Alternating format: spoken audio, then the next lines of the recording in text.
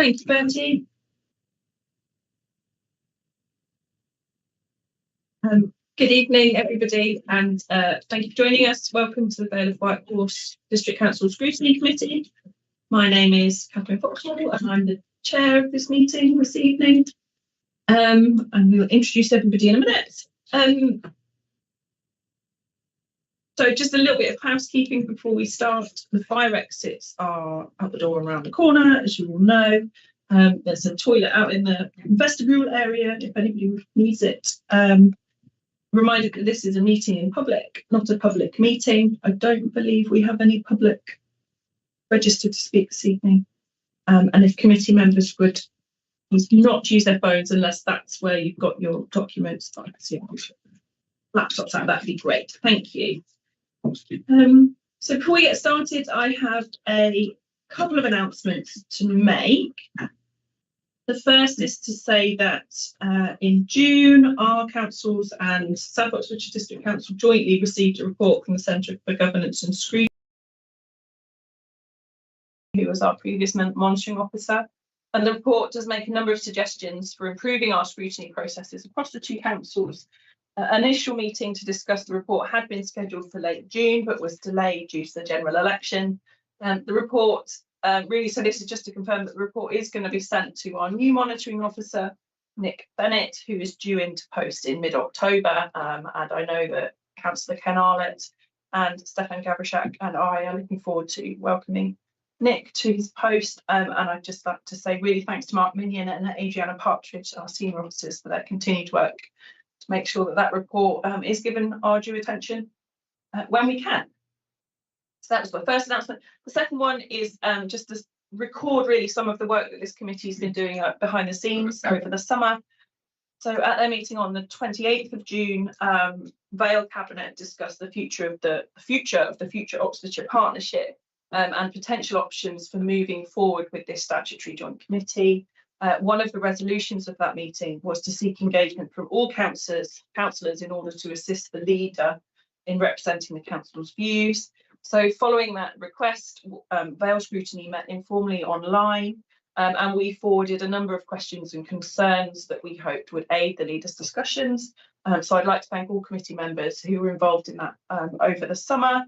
I did send our comments to the leader on the 23rd of July, and hopefully that was helpful. And really, I'd just like to say to members of this committee that future Oxfordshire Partnership is now scheduled to be discussed in joint scrutiny on the 30th of September.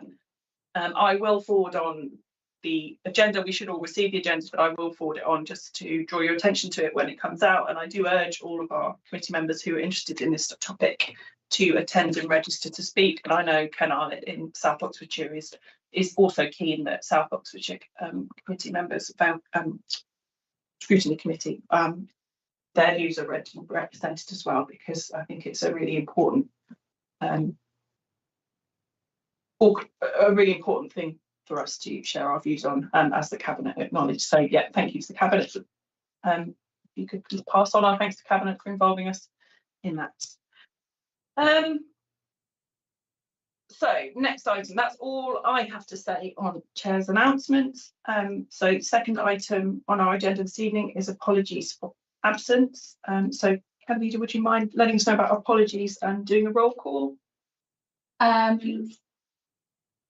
So first, I'll just state that we've had apologies from Councillor Debbie Hallett, and we have Councillor Kira Bentley, who's here as a substitute member, and we had apologies from Councillor Oliver Forder, and we have Councillor Emily Smith here as a substitute member committee. So we have James Cox, Councillor James Cox, we have Councillor Ron Batstone, Councillor Judy Roberts, Councillor Robert Madison, and Councillor Hayley Gascoigne. So we've got, and yourself obviously, so we've got full membership there. Perfect, thank you ever so much. So yes, we're definitely for it this evening. Yeah. Next item on our agenda, minutes of the last meeting. So I have the minutes here, which I need to ask you all to let me know whether you approve them. I would just draw your attention to the fact, though, that the minutes of the last meeting, the main item in that meeting was held in confidential session regarding the new waste vehicle depot. So that If committee members do want to raise any queries about those minutes or comments on them, we can go into a confidential session at the end of this meeting under items 9 and 10, or we can simply agree the minutes now and move on, and then we won't need a confidential session later. If committee members do want to see how Cabinet discussed our recommendations from that meeting, those notes are in the confidential section of the Cabinet meeting minutes from the 28th of June. So members are very welcome. I would suggest to go and look there. If you have any questions, do get in touch. So does anybody have any question, or would anybody like to propose that we accept these minutes of the committee now? Sorry, I just had a comment before we do that. Yes, I had in my notes on item 10 only has one line, and obviously you just completely explained why it only has one line, but I hadn't remembered that because that was a few months ago. Is there something you could put in the minutes that just says this was held in confidential session? Just because if anybody looks at this, they'll be like, oh, why is it so vague? Exactly as I thought, even though I was present. Sorry, I'm not clear what. So item 10, new waste vehicle depot, there's just one sentence. Members discussed the report and gave recommendations. Oh, I see what you mean on the public minutes. Yeah, because we're not allowed to give any we're not meant to give any details. Which sorry. Okay. Yeah, I understand that. I think it's just if it said this was held in confidential session. Oh, I see what you mean. I suppose it's just because in the minutes we would have said we voted. We didn't. We would have voted to go into confidential, so then it would follow, wouldn't it? So I don't have the public set up in front of me. Oh, you're right. It does say that just before. So if you're reading through, it should make sense. But I will have a think about what you've said. Yeah. When I do it next time. Yeah. It would be consider a confidential report in the following item. Yeah. Even would help, and then. Yeah. Or you could just put members under item 10. Members discuss the report brackets in confidence as per 9 or as per above, something like that. I will leave you to. Yeah. Lovely. All right. Thank you. It might be entered on the website. So what I tend to do is look up the minutes a long time after they've happened. If I think, oh, it's in that meeting, and then if you just see it blank sort of thing, you'd go, oh, what was that meeting about?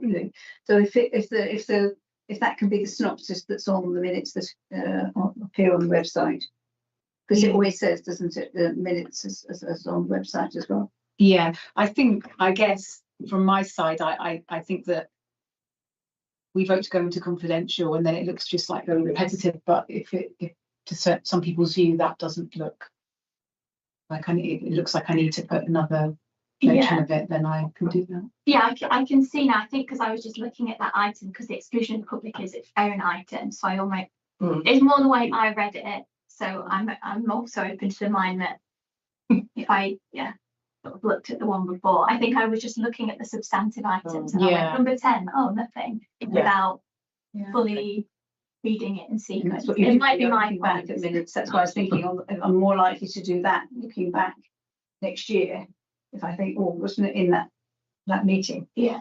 And then Sorry, Frank. But I think as well, the confidential minutes are, if you see that it went into confidential session, the confidential minutes are available for councillors to access. Hopefully. Certainly, I've always found emailing an officer saying, is it possible to look at these confidential minutes? Is a good strategy. But I believe you all got the pack, because I would have sent a pack with the confidential. Yes. Yes. Yeah, Thank you. Okay. Thank you very much. So to return to, are we happy to accept? I was going to propose that we accept it. Okay. Yeah, and A second. Okay. Thank you. Are we all happy to accept the minutes of the previous meeting of the 11th of June? Thank you. And as I said, if anybody wants to look at how our recommendations were discussed, it's in the confidential cabinet minutes, which we also have access to and were sent by email by June. Somebody probably, but if you need a copy, just drop me a line and I'll get those for you. There's any problem with accessing them. Perfect. Thank you very much. Okay, so I will sign them before I get home. Item 4, right, now we're starting to the meat of it. Declarations of interest. Do any of the members of the committee here have any declarations of pecuniary, other registrable or non-registrable interest or conflict of interest in respect of items on the agenda for this meeting, which I remind people is the local plan pot? No, I should take silence as a no. Work schedule. So our work programme. There have been lots of changes to work programmes over the summer, as I'm sure you've all seen. The main change, I think, to the work programme related to this committee is that the item relating to the new corporate plan has been pushed slightly, and that's been due to officer workloads due to the JLP, Joint Local Plan submission date changing. So that will be coming to us just slightly later. On our work programme, we also have the new item relating to housing delivery strategy. And that's been something we've been discussing for a little while. And I thank you, Emily, Councillor Smith, for your involvement in that as well, because that's something that came out of the Joint Audit and Governance Committee. So we have now begun to scope out what we would like to discuss and why we think that's important. And we forwarded that to officers. And shortly, I think we'll probably, I don't know how it works, but probably a formal invitation to cabinet members and housing team leaders to get them here, talk about it. So so it's just a reminder that's the housing delivery strategy, which is really about now that Vale is kind of emerging as a housing provider and as a landlord again, due to taking advantage of various different schemes and welcoming various different groups of people who we're providing housing for, that we think it would be useful to have a look at, or to find out more about what the long-term and medium-term thinking is about that strategy, what we're hoping to do as a council in terms of being a housing provider. So yes, more on that soon. Does anybody else have any comments they'd like to make on our work programme or any queries?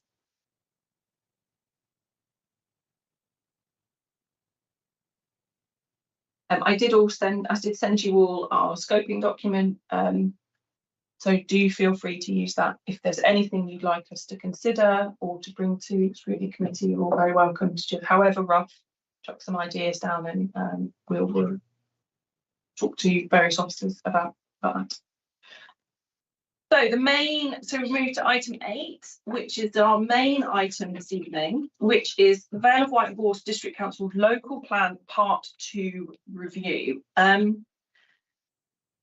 So this, I think it's really important to point out, is not about the joint local plan. It's about our existing local plan. The current local plan is in 2 parts. Part 1, which was adopted in 2016 and reviewed in 2021, and Part 2, which was adopted in 2019. And thus in accordance with 2018 legislation, which requires that local plan reviews must be completed 5 years from the date of adoption. That brings us to 2024, which is why we are looking at local plan part 2 now. And our previous local plan, I gather, was in 2 parts because of changes in the way central government wanted local councils to make their plans under the coalition government. So as I said, this is not to be confused with any discussion of the new joint local plan, though inevitably various policies will come into our discussion this evening.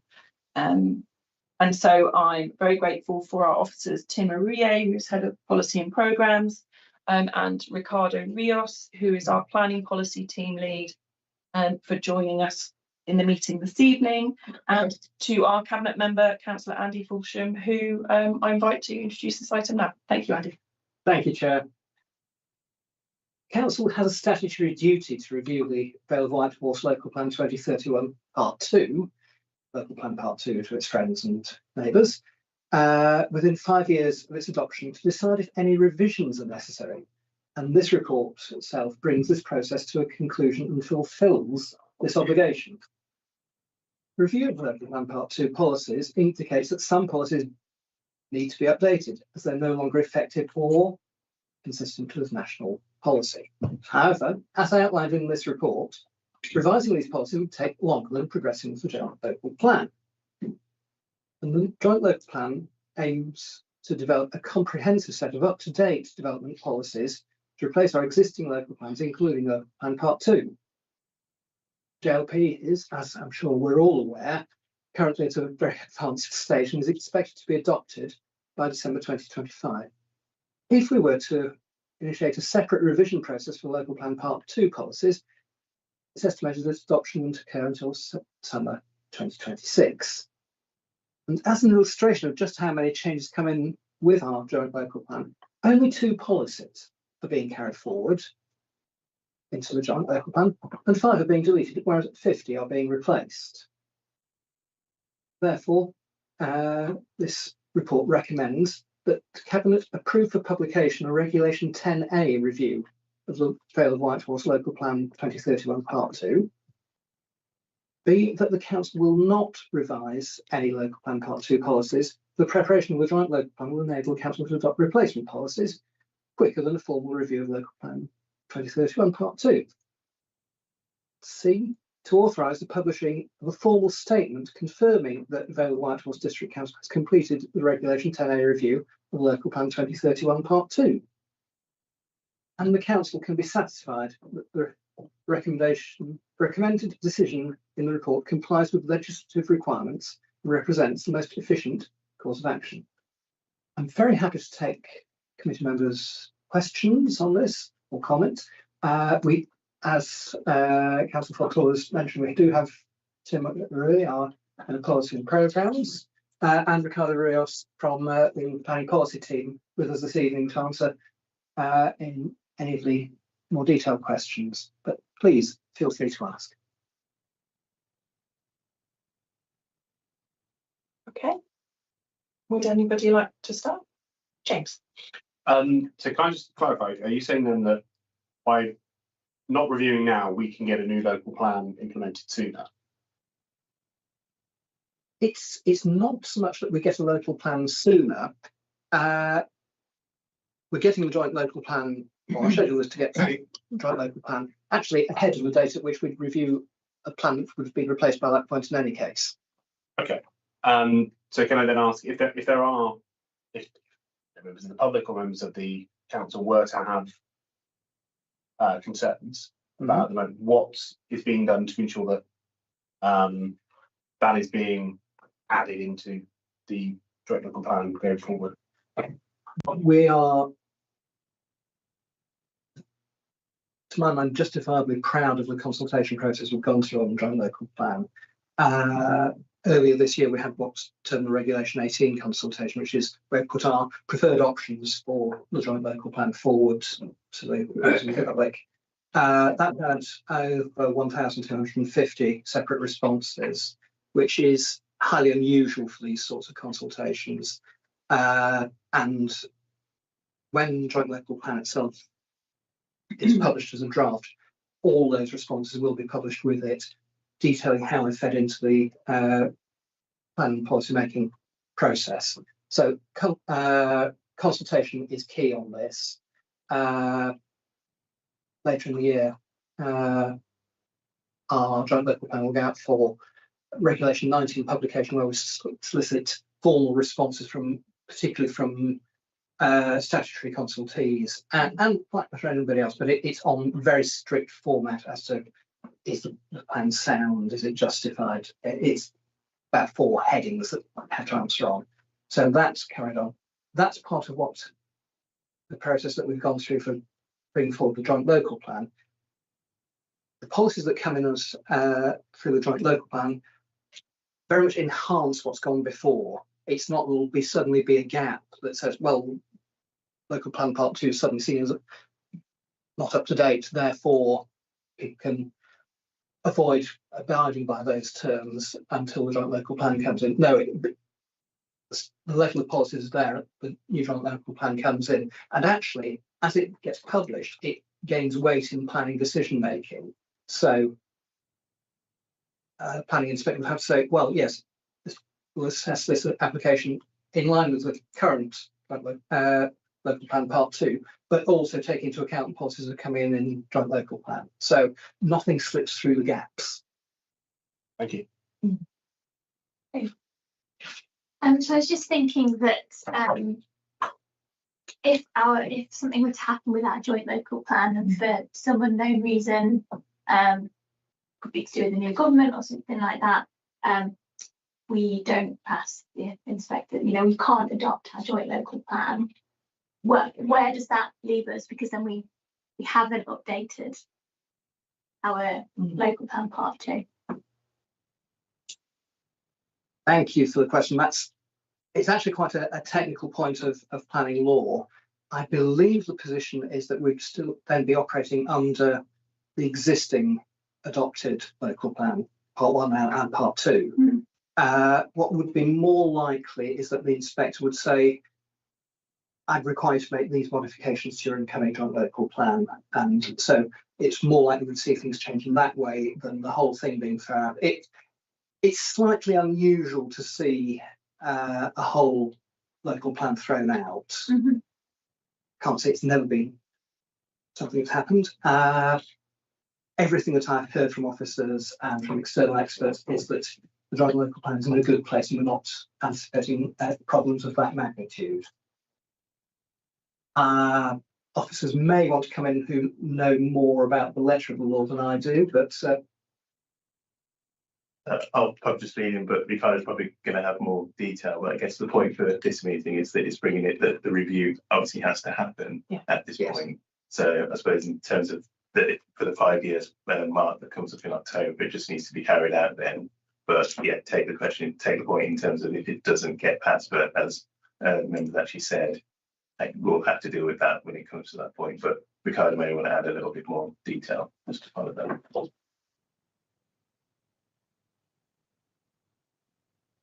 You're on mute, Ricardo. Thank you. All I would add is that the council has an obligation to undertake the review at this point in time. And this exercise has focused in understanding what will allow the council to achieve up-to-date policies in the most effective manner. So in comparing the time that it would take to complete the preparation of the JLP or to start a fresh review preparation of LPP2, the JLP would help the council achieve up-to-date policies quicker. In the event, and as Andy has explained, but in the event that the council decides not to go ahead with the joint local plan, or that the joint local plan doesn't pass examination, the council would then have to decide if it would produce a new local plan or if it would review its existing local plans. So it's a decision that the council would have to make at that point. But at this stage, in the pursuit of seeking up-to-date policies, the options are to review LPP2 or to continue with the JLP, which is already advanced and provides the council with the best opportunity to achieve those up-to-date policies quicker. Understood. Thank you ever so much. Emily, and then Robert, and then sorry, Julie, you've been waving at me for ages. Not ages. My point was just clarifying to make sure I've understood what Ricardo just said, actually, which was just, so if I'm understanding it correctly, the fact that we've done the review is the bit that we have to do. We don't have to introduce, we don't have to update the policies. It's the fact that we've done the review is the bit that we're required to do by legislation. And then, yeah, so we've kind of met that tick by doing the review. And then we just have to decide what's the quickest way to get the best possible policy. Just wanted to check that. So we don't have to actually change anything or update the policy. The fact we've done the review is enough to say, okay, we've met what we need to in terms of legislation. So the bit that's in the end of this report is that. So we've done that. That's the review. Yes. The appendix is the review. Got you. that's it. Yeah. Okay. Thanks. Judy. Yeah, my question is that it's kind of linked to Hayley's question that of there are 9 months roughly between now having done this review and the joint local plan coming in, should it be submitted at that point. Are there any risks that we're opening ourselves up to in that period between now and then? I mean, we've reviewed part plan 1, and now this, if it passes today, would be the official review of part 2. I can't see of any risks because mainly the allocation in local plan part 2, if I remember serves me right, was Dalton Barracks and the 3 ones that we want to go forward anyway. So should there be a planning application for any of those sites, they all seem to be ones we want to do anyway. Are we opening ourselves up to any spurious ones by doing it this way? I think the answer is no, but I just wanted to check. My understanding is that there is no risks attached to us pursuing it in this way. As you correctly pointed out, local plan part 2 was all about the main strategic sites. They're all, in Vale's case, in joint local plan. Joint local plan, once it's submitted to the inspector, it gains planning weight, and it's all covered then. So we're not giving anybody an unforeseen window of opportunity. That's how I've read it, and officers would have called me up very quickly if I'd missed it. And we're not miscast taking it in some way. but I won't expand on that. Robert. Thank you, Chair. I think Ricardo has touched on this a little bit already, but I'll ask a question.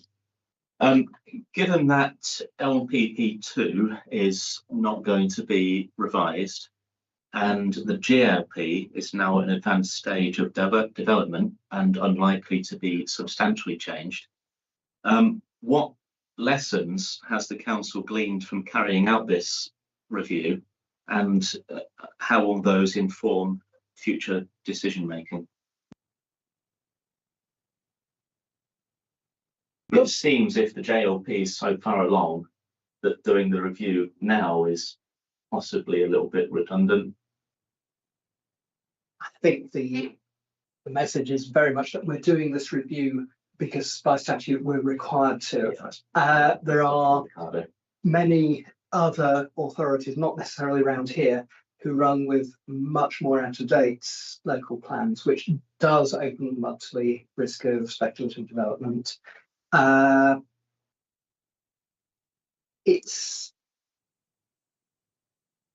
review process actually showed how even an accelerated approach to a review of existing local plan wouldn't have got us anywhere faster. So it was kind of confirmation of the course that we're already decided to take. So there was that. I don't think there was, I mean, the internal lessons officer are probably better place to comment on than I am. But certainly that was the key message that I got, that it proved that actually we were taking the most prudent approach for updating our policies, and also actually the most cost effective. So you say it proved that you were taking a prudent approach to the policies.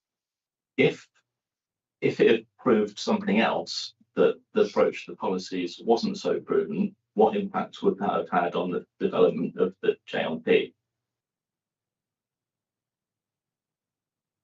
Obviously, we've been taking a lot of information in refining the joint local plan prior to submission. If this review process highlighted an area of concern, the planning policy team would have been working very hard to incorporate those into the draft plan. I think my thought, this isn't really a question, but I'll throw it in, is while I appreciate that this could be seen as a box ticking exercise to say we have to do this and now we've done it, is there not an argument to say do this a year ago, 2 years ago, before getting further into the JLP? Was that ever an option?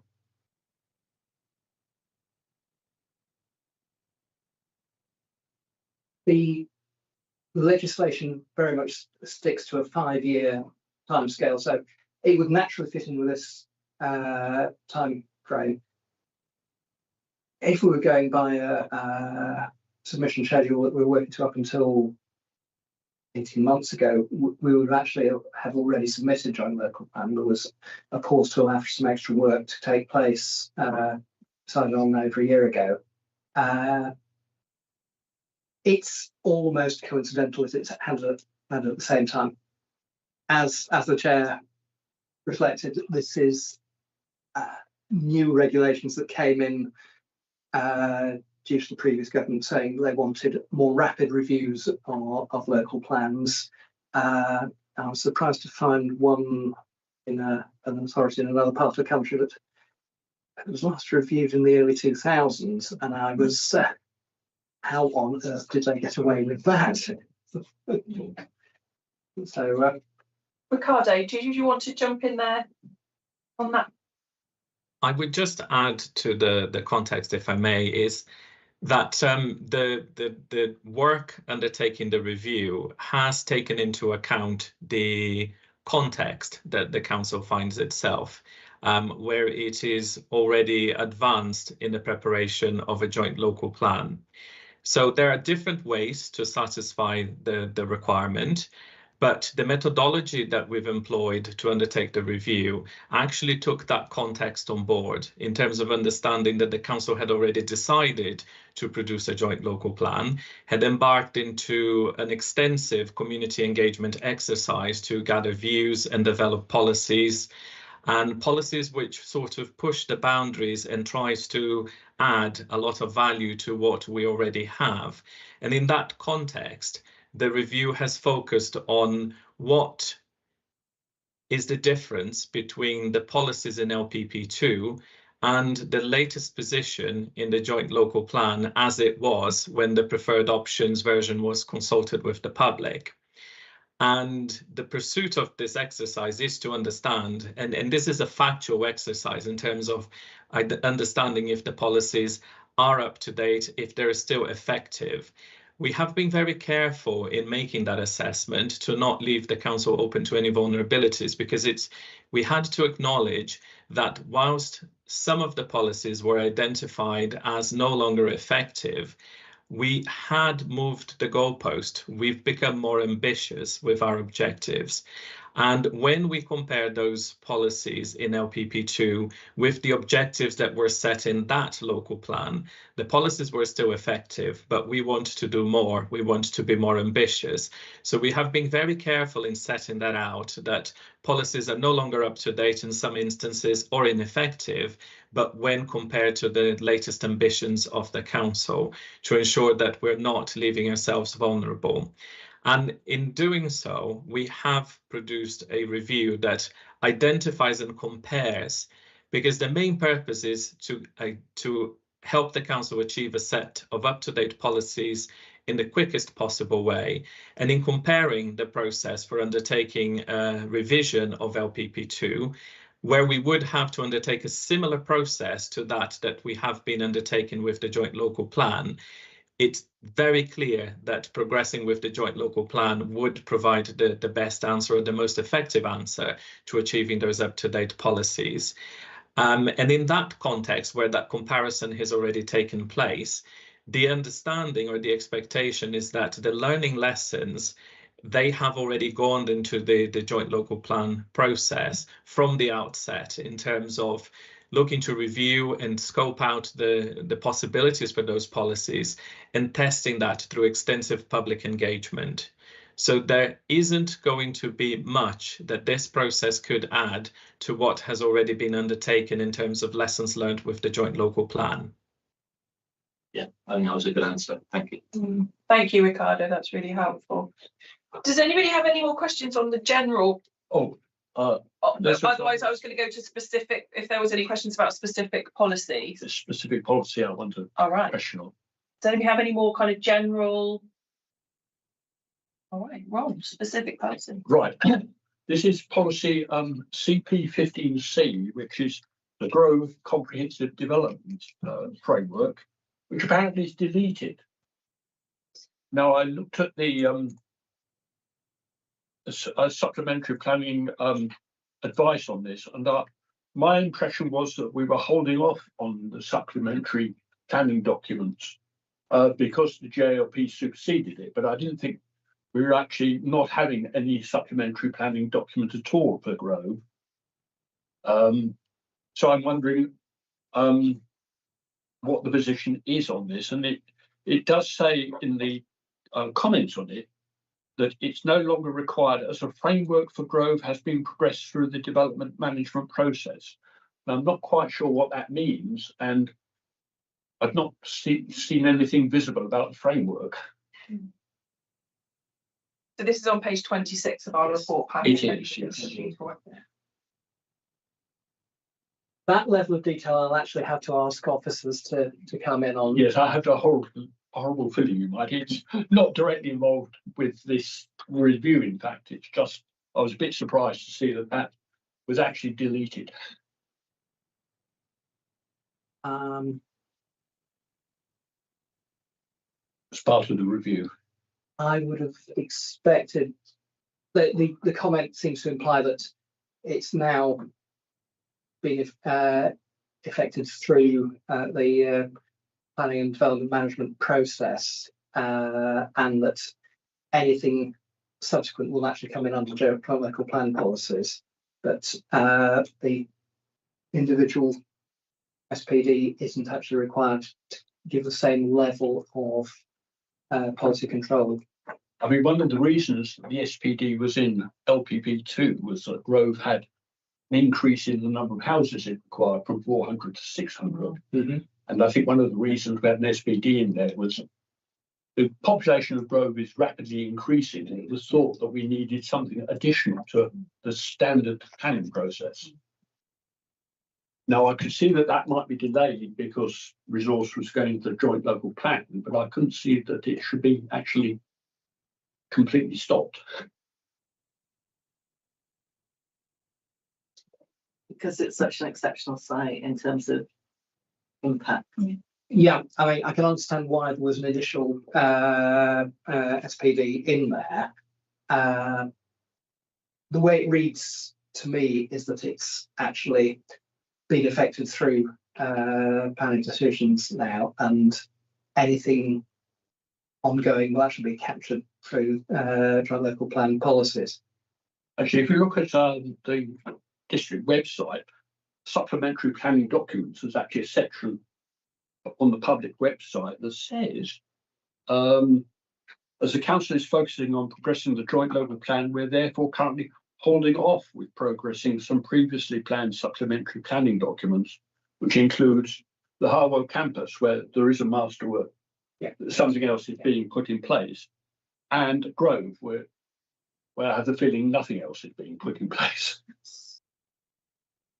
But perhaps this isn't really for this committee, really, but it is one of the few ones that is being totally deleted. Yeah, I've got to admit I didn't dive into this particular SPD in detail. Can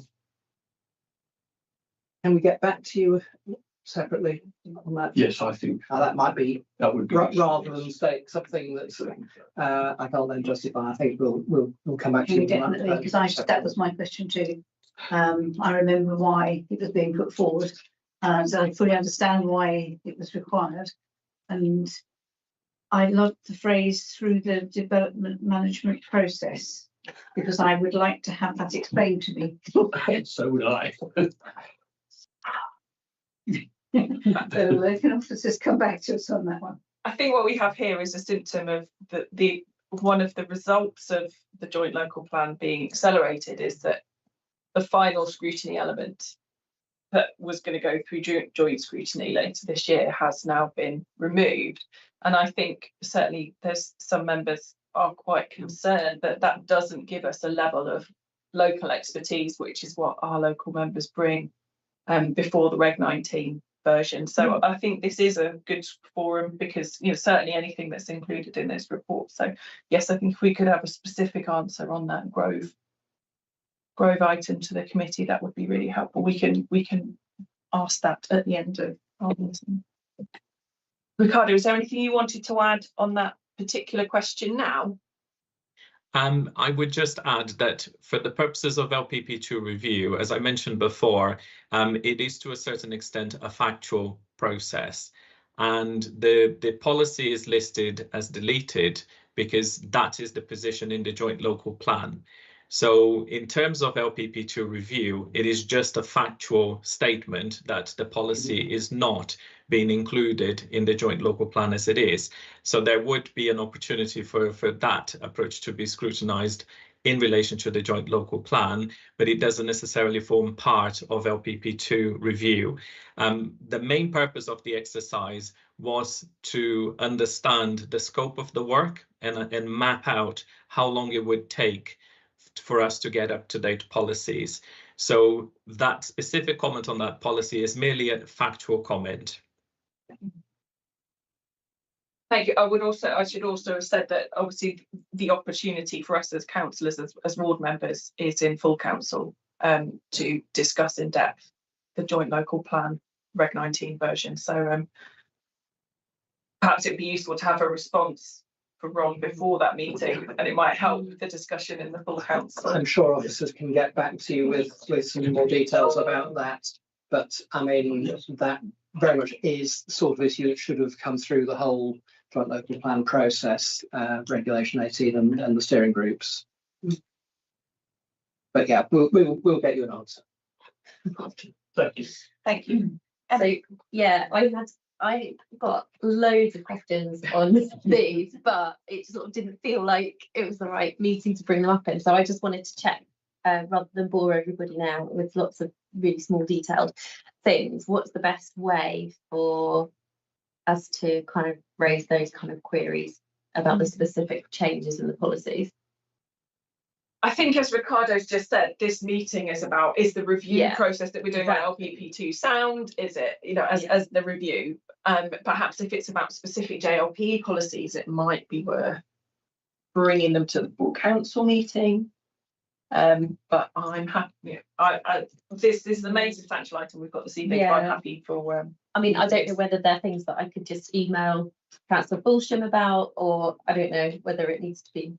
Yeah, I'm not sure really. All the way through the process, I've said I'm always happy to have members reach out to me for clarification.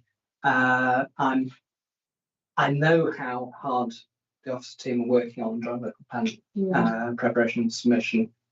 I prefer to sort of filter them first because I may well have an answer to hand that I can get to you more quickly. Feel free to reach out to me with your queries. That's what I'm here for. Yeah.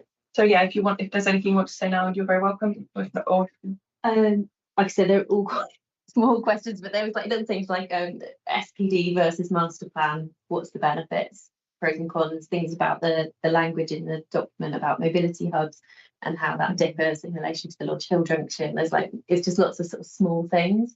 So I don't feel it's probably the best thing to do at full council, but yeah, it perhaps, and I don't know whether I should just do that myself or whether I should go through you and show this. Well, why don't you email Councillor Fulsham, copy me in. Yeah. And then if you don't feel you've got a satisfactory answer before full council, you can raise it then. Okay. Do drop me a line and I'll, like I say, if I've got an answer to my fingertips, I'll get straight back to it. If it needs going to officers, it might take an extra couple of days, but yeah, I'm determined to actually give people the information they need. I have a specific question about CP14A, which is Upper Thames Strategic Storage Reservoir, everybody's favourite topic. Since this document was sent to us and since this review has been carried out, the Secretary of State has now approved Thames Water's management plan, water resources management plan, and so the situation has changed. And so I just wonder, is there anything in this particular document? So, for example, IN7 apparently is going to set out requirements for the applicants. And I'm going to just read my notes. Given that our council has consistently objected to this project, I understand that we have to allow, because it's not our decision, we have to allow the land. But given that our council has consistently objected to this project and that the latest position on this nationally strategic infrastructure project is that the government has approved the WRMP, what powers do we have to affect positive change in that project that we have all objected to? Okay. So I guess really the question for this review is, does the government's decision mean we need any adjustments in the document that we've got here? The short answer on that, whether we need to change in this document, because I don't believe we do, because as Ricardo has outlined it, it's a statement of fact of how policies change and the timetable it would take for a new document, a new review to take place compared to bringing forward the joint local plan. On a wider issue, which I know is quite dear to all our hearts, I mean, I've been in those meetings, I've been wholeheartedly behind everybody in saying that I don't believe this is a sensible proposal. Yes, by legislation, we need to safeguard that land for the Surso Reservoir. However much we oppose it, we've got to safeguard it because ultimately the decision won't be taken by us.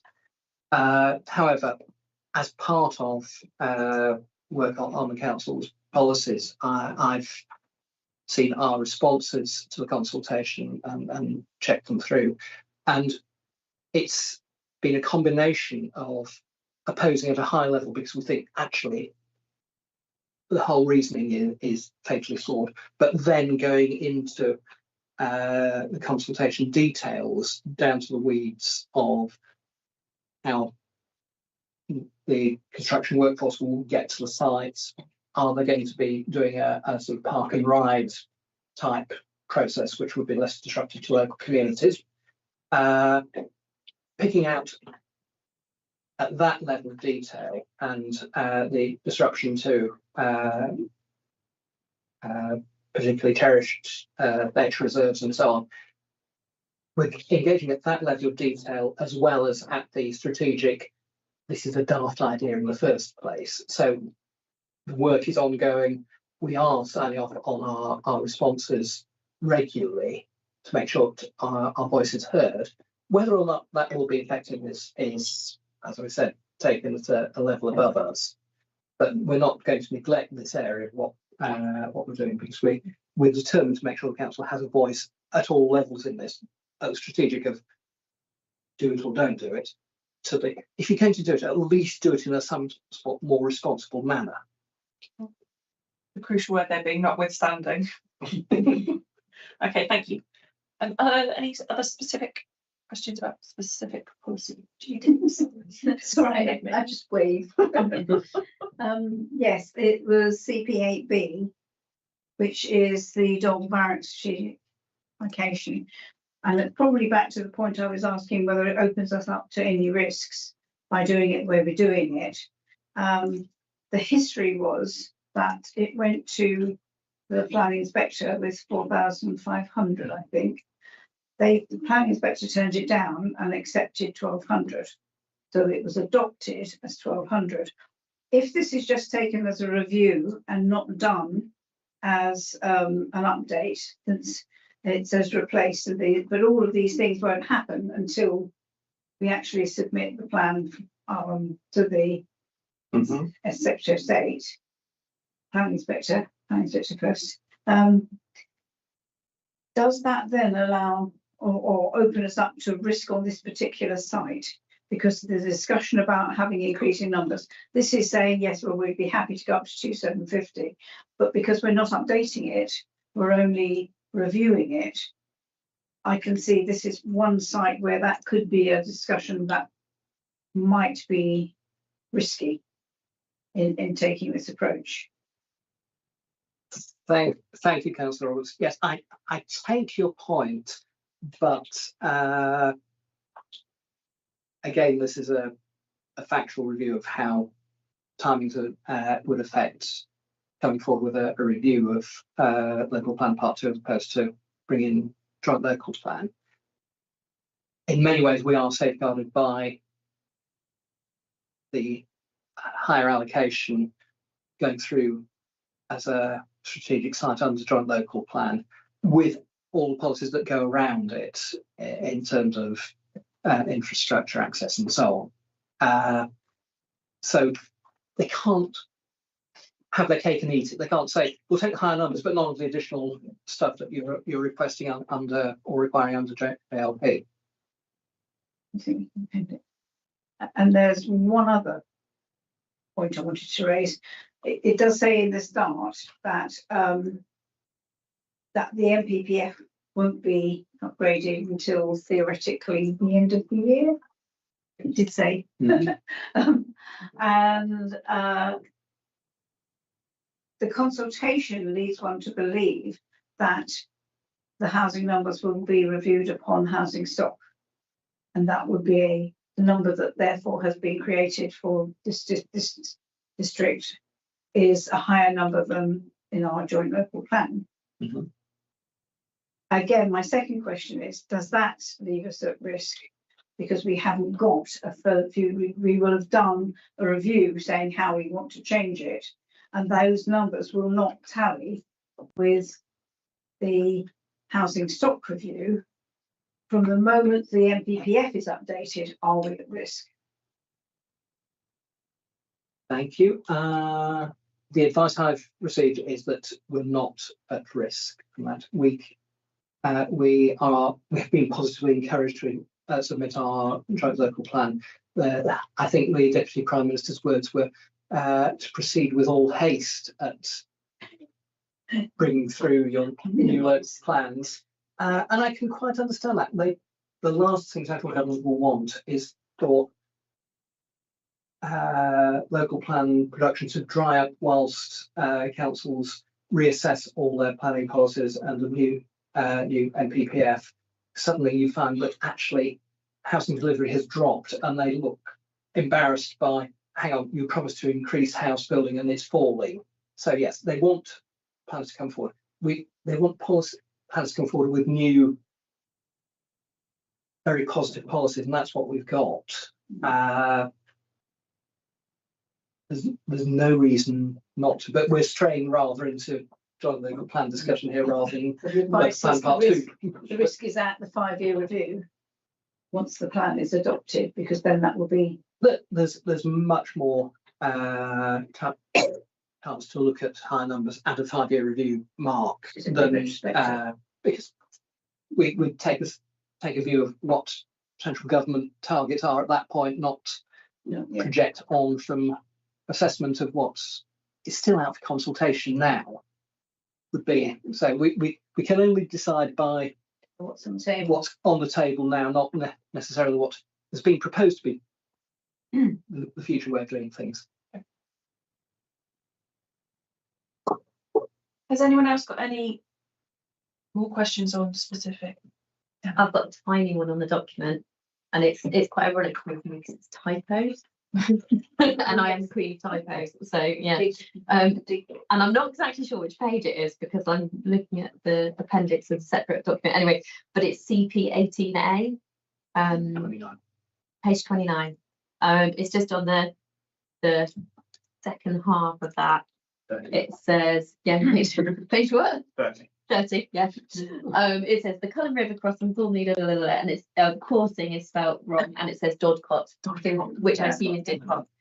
So yes, like you say, it's quite funny that whoever was reading that was just after lunch nodding off. Potentially, but like I say, I'm no one to talk on typos, but I just thought before it goes to cabinet, I might want to just pick that up. I'm sure. Action that. Ricardo can probably do it now. Brings the Word document. Control it.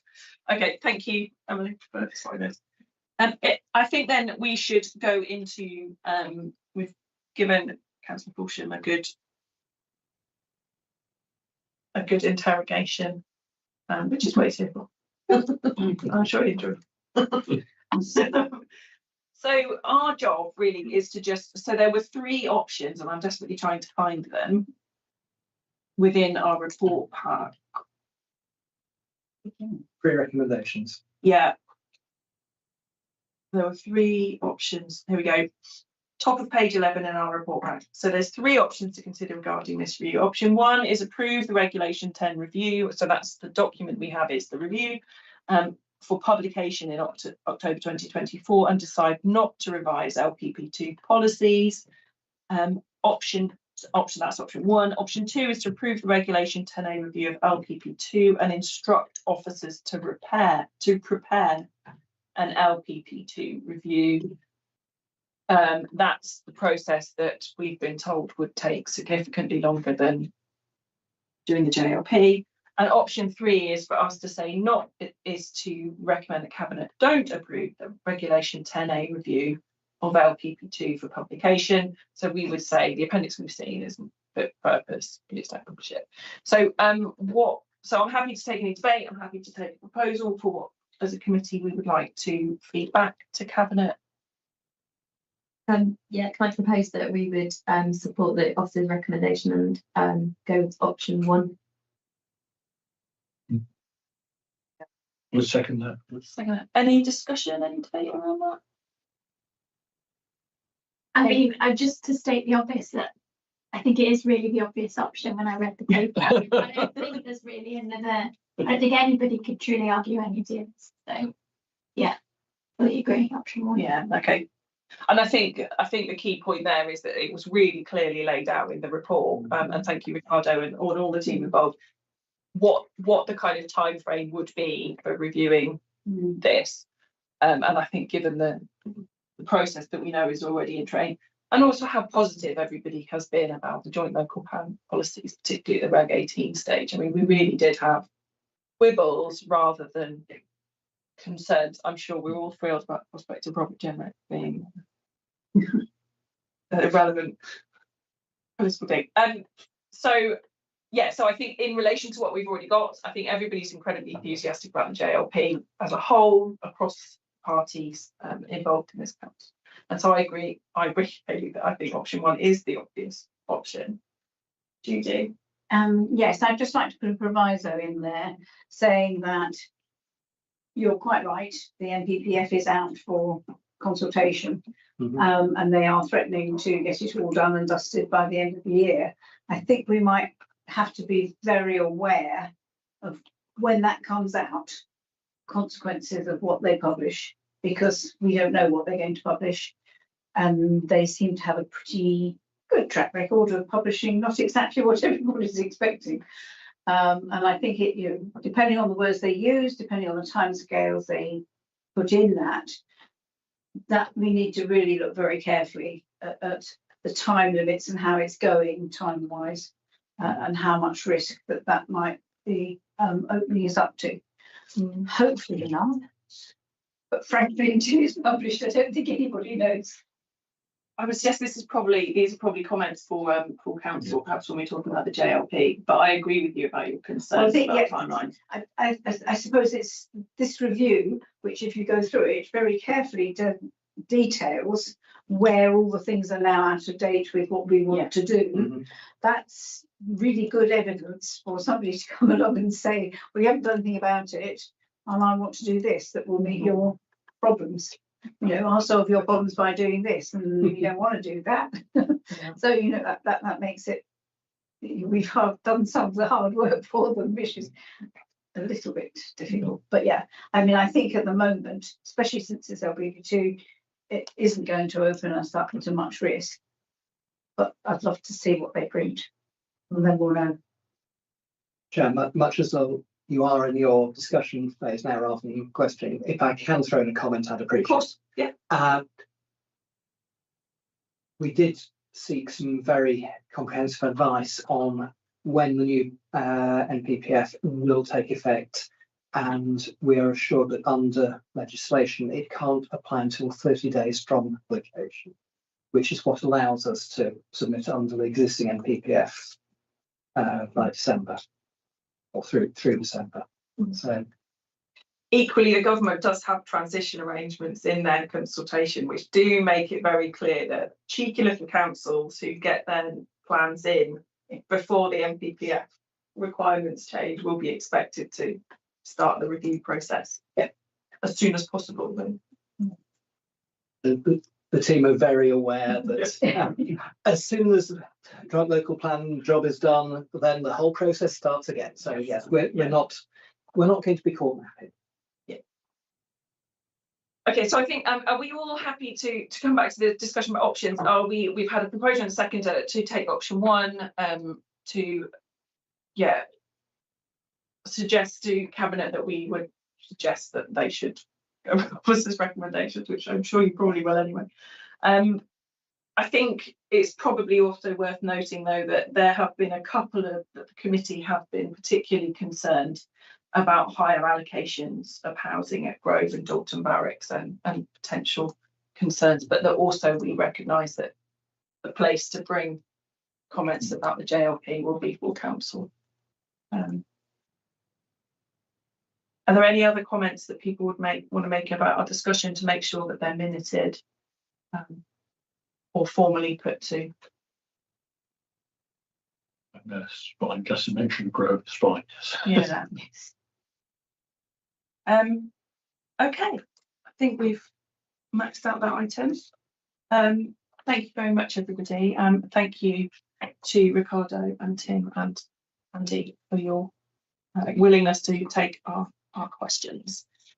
So that was item 8 on our agenda. Item 9 is exclusion of the public, should we need it to discuss the exempt minutes from the last scrutiny committee, but we've already approved those minutes, so we don't need to have a discussion. We don't need to go into 9 or 10, I believe. Yeah. So I believe I will sign these minutes from last time and I will pull our meeting to a close.